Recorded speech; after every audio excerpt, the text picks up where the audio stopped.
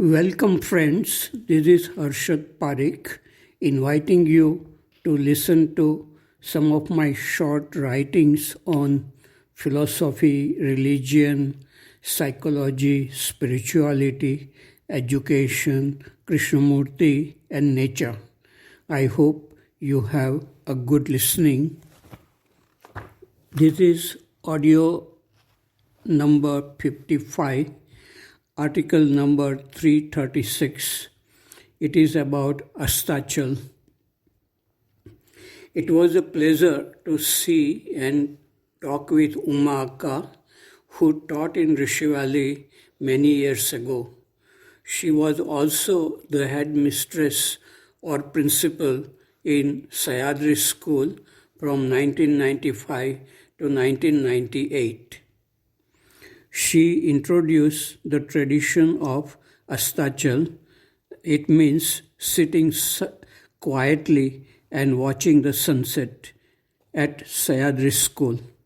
She talked with students and teachers of Sayadri School about the importance of Asthachal. She told me this interesting story about a girl of 7th standard and her experience of learning something during Asthachal.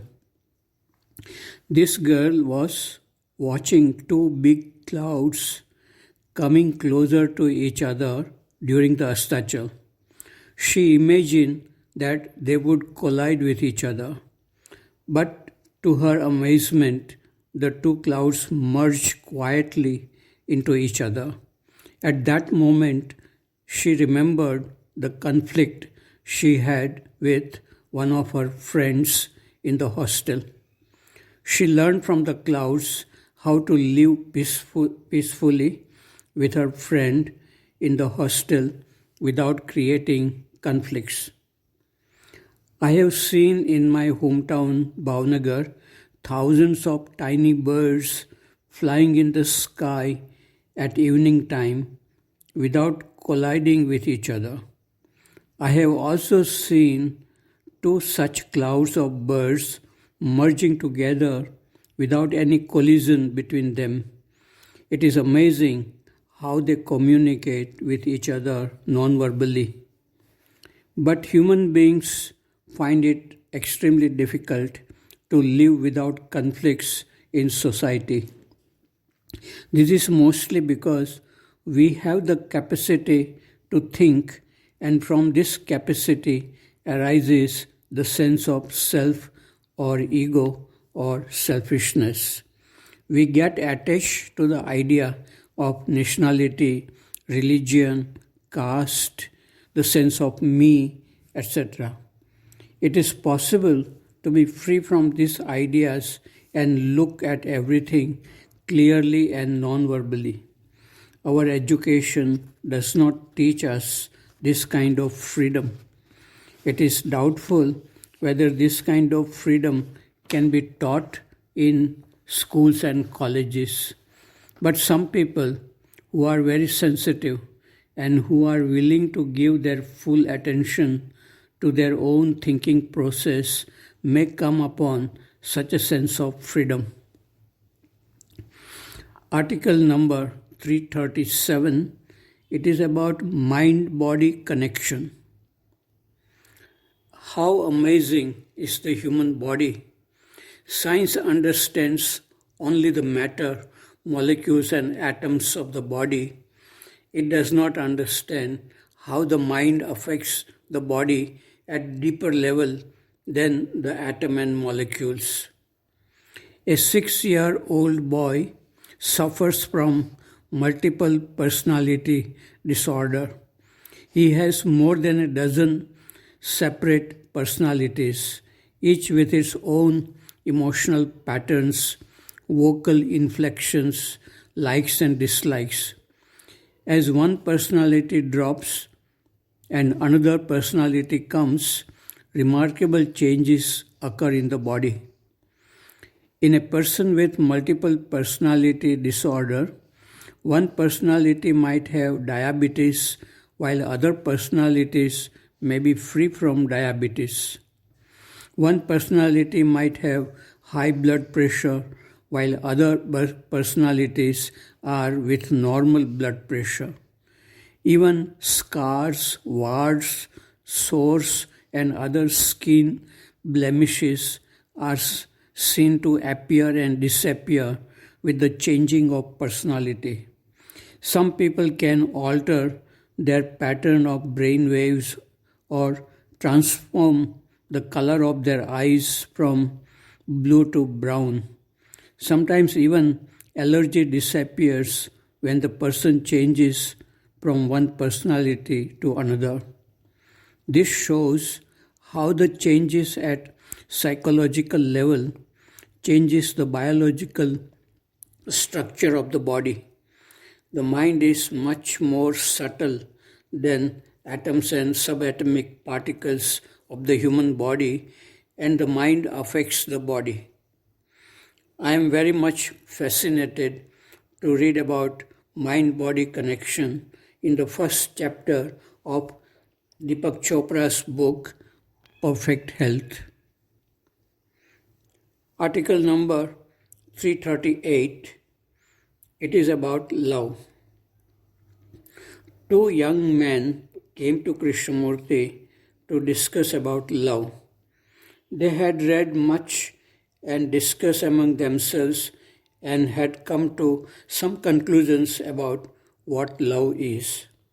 One of them said to Krishnamurti, the more we have gone over this whole question of what love is, the clearer it has become. Krishnamurti asked, is it love that has become clear or what you think about it? A very good question by Krishnamurti. Knowledge and conclusions about love is not love. Article number 339 is about the art of traveling. You are standing on a railway platform. A train arrives. You get into the train. You take your seat. The train is moving. You are not moving inside the train, but your mind is moving with thoughts. It is all right if these thoughts are watched in awareness. Awareness is not a part of thinking. It is something which can see thoughts unfolding as they are. In the absence of awareness, thoughts create a thinker, the sense of me, conflicts, disorder, fear about future, anxiety, boredom, loneliness. In the absence of awareness, you start yawning. You feel tired. You keep on looking at your watch. Time moves very slowly. Out of boredom, you start eating whatever is offered in the train or food you carry with yourself. Then you try to sleep, but you cannot get sleep. By the time your destination comes after many hours, you are very tired. But it is possible for us to be aware, to move with the train of thoughts, enjoy looking at the fields and mountains through the windows, to listen to your favorite songs on a mobile phone, to create a sanctuary within yourself, a beautiful world of dreams in full awareness, and enjoy the train journey without feeling any tiredness.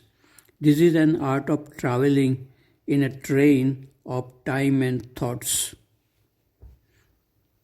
Article number 340, it is about silence. In Brookwood Park in England, there is a beautiful Krishnamurti study center. In this center, there is a silence room. In this room, people can feel silence, but people are advised to go in this room only if they are silent within. They can contribute to the silence which already exists there.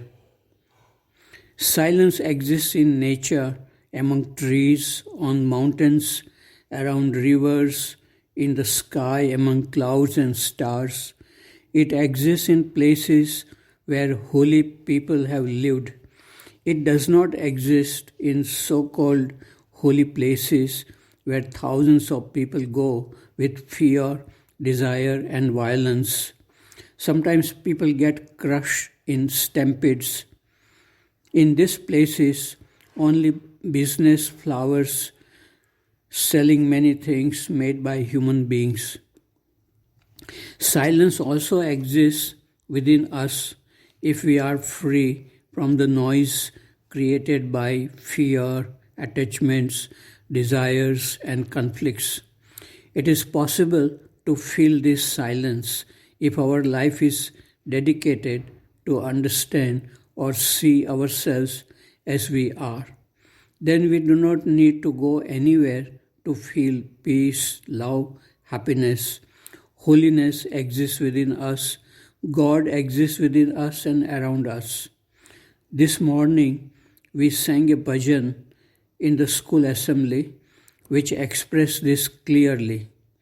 हे प्रभु तुम सब अंतर्यामी विश्वव्यापक तू है स्वामी. This means God is within all of us, it is everywhere. This cannot be understood by intellectual dialogues. Article number 341, it is about encounter with a snake.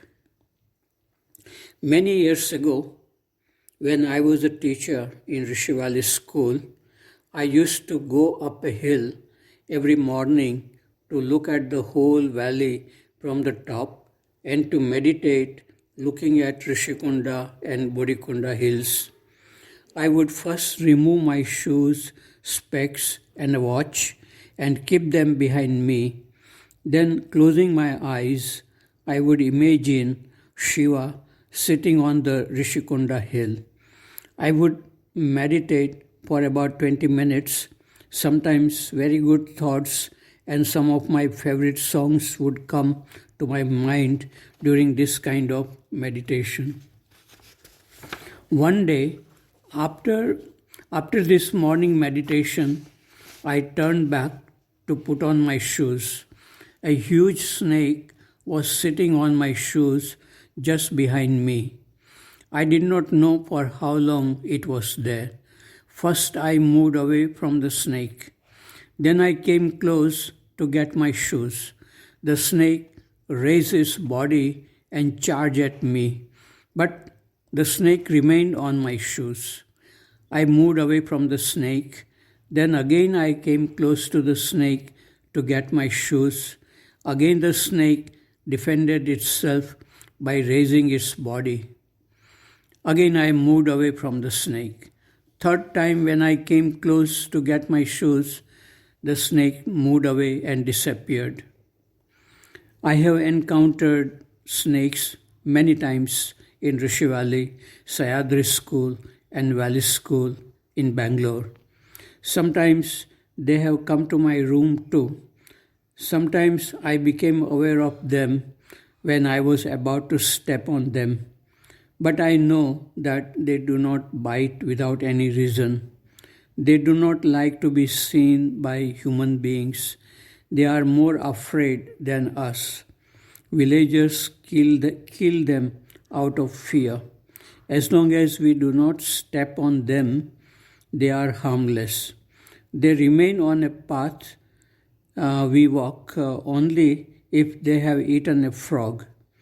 While walking in the dark at night, it is good to carry a torch so as not to step on the snake by chance. Otherwise, they are harmless to us.